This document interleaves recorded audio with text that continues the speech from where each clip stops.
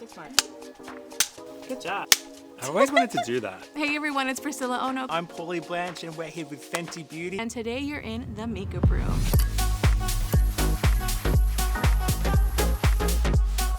Even me out, sis.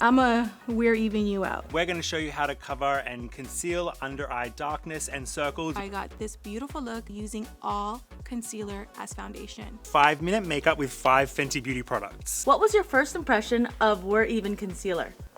Wow, I'm even. This concealer is also really great. It's actually powered with skincare, so it's really great and hydrating. It feels like I have nothing on. It feels light as air, right? Yeah. It looks So like great. my skin tone. The brush looks gorgeous. I feel so great. Yeah, I'm like, it feels I'm kinda so jealous. light. You should be. I'm next. So now I'm contouring with concealer. This is Invisimatte. This is gonna help with any creasing. Now we're gonna do some hella thick. My favorite. Good job. Oh boy! It's like I'm in the show. You are the show. I know.